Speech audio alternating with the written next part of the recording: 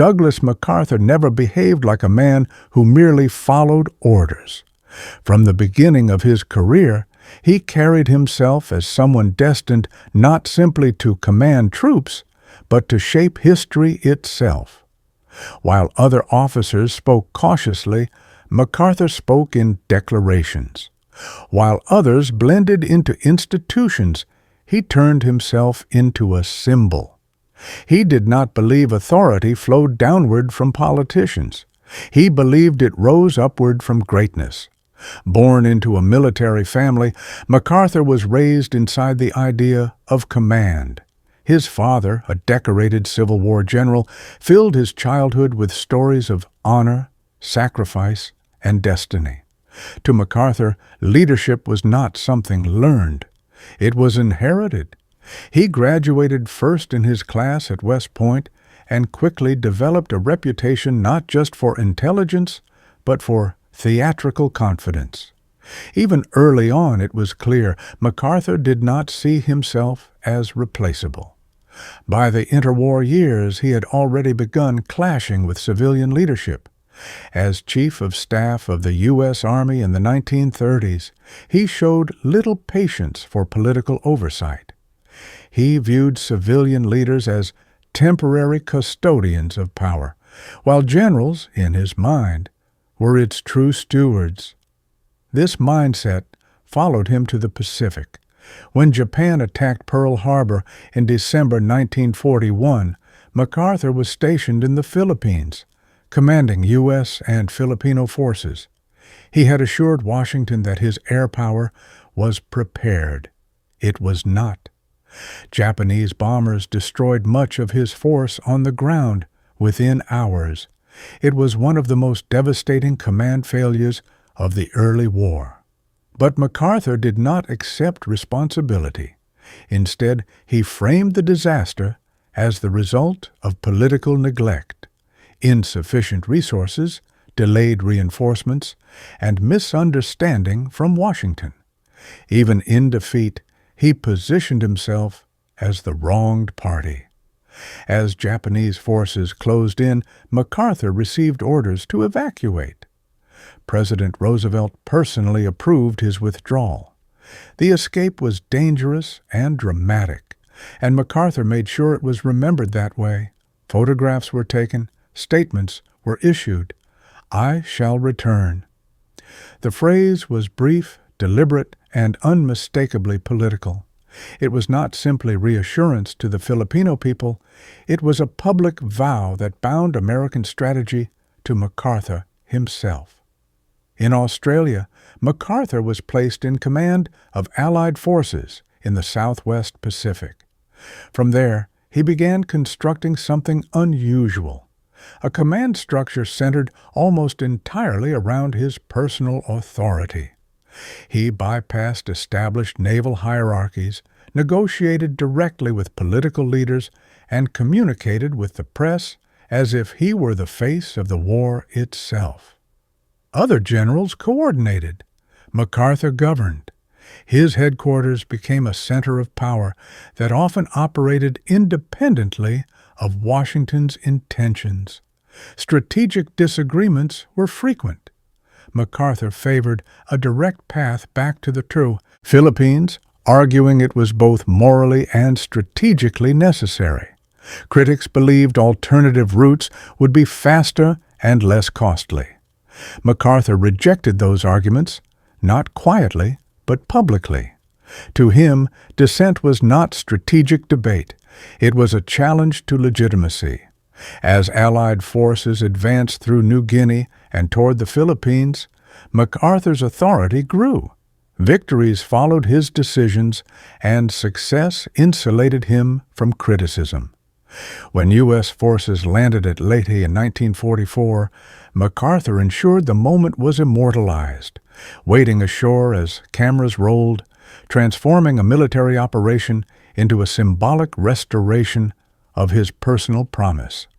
To the American public, he was a hero reborn.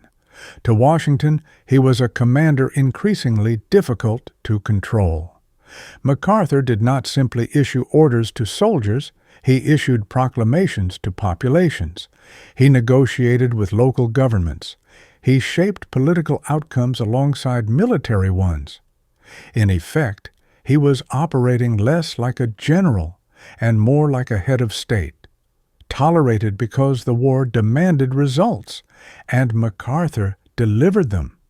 But beneath the victories lay a dangerous assumption. MacArthur believed success placed him beyond restraint. He believed that history rewarded men who acted boldly and punished those who hesitated behind procedure and oversight. Each triumph reinforced his conviction that authority followed him personally, not the office he occupied. And when the war in the Pacific ended, that belief did not fade, it hardened, because Douglas MacArthur was not prepared to return to being just a general. He was prepared to rule what came next. When World War II ended, Douglas MacArthur did not return home. He stayed.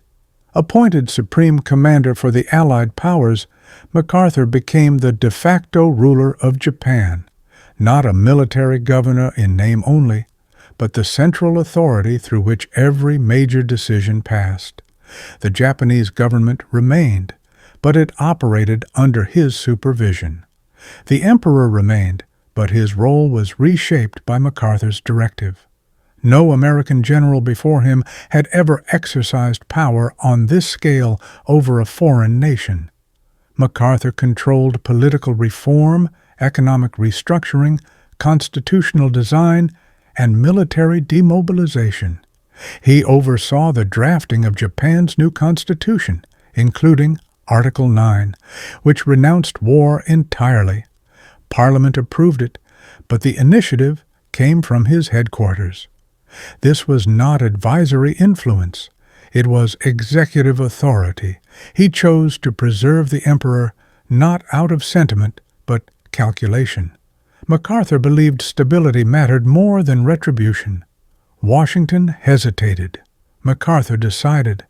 The occupation succeeded largely because Japan did not collapse into chaos, and MacArthur received the credit. With success came autonomy.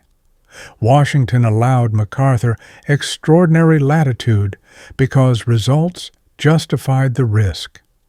Communications were often indirect. Oversight was light. In practice, MacArthur governed Japan with minimal interference for nearly 6 years. The arrangement reinforced a belief he already held, that effectiveness granted legitimacy. In 1950, that belief was tested. When North Korea invaded South Korea, the United States intervened under a United Nations mandate. MacArthur was appointed commander of UN forces. At first, his leadership delivered results. The Incheon landing reversed the war's momentum and became one of the most celebrated amphibious operations in military history. Once again, boldness was rewarded, but success emboldened MacArthur beyond his mandate. As UN forces pushed north, he dismissed intelligence warnings about Chinese intervention. Civilian leadership urged caution. MacArthur advanced. China entered the war with overwhelming force. The conflict escalated abruptly, transforming a limited operation into a prolonged and costly war. At the center of the crisis stood a familiar pattern. MacArthur did not adjust. He escalated. He publicly criticized U.S. policy, advocated bombing Chinese territory, and suggested using nuclear weapons. These were not internal recommendations delivered through proper channels. They were statements made to Congress, the press, and allied governments, directly contradicting the sitting president. In the American system, this was not strategic disagreement.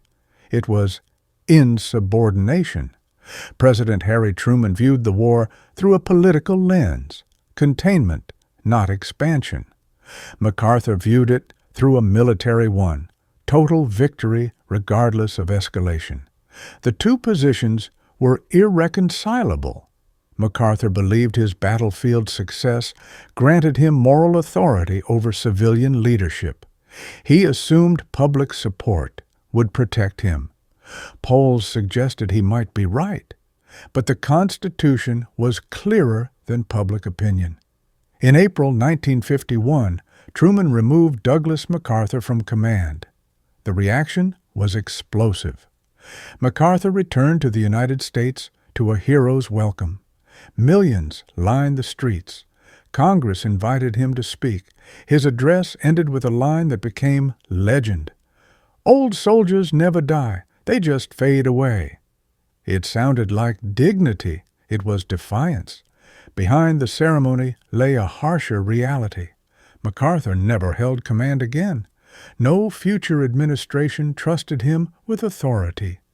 His political ambitions collapsed. The general who ruled Japan and challenged presidents ended his career sidelined by the system he had tested. The irony is that MacArthur was not wrong about everything. His reforms in Japan were effective. His early actions in Korea were decisive. His understanding of morale, symbolism, and psychological warfare was exceptional. But his fatal flaw was structural. He did not accept limits. In a democracy, power is delegated, not possessed. MacArthur blurred that line repeatedly. He treated command as sovereignty.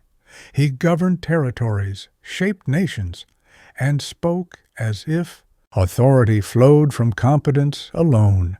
For a time, the system tolerated it because results were favorable. When the costs rose, tolerance ended.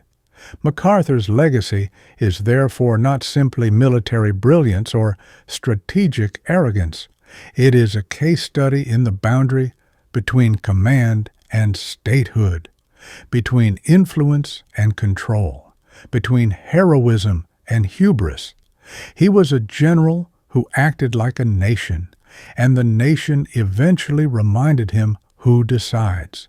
History only survives if someone carries it forward.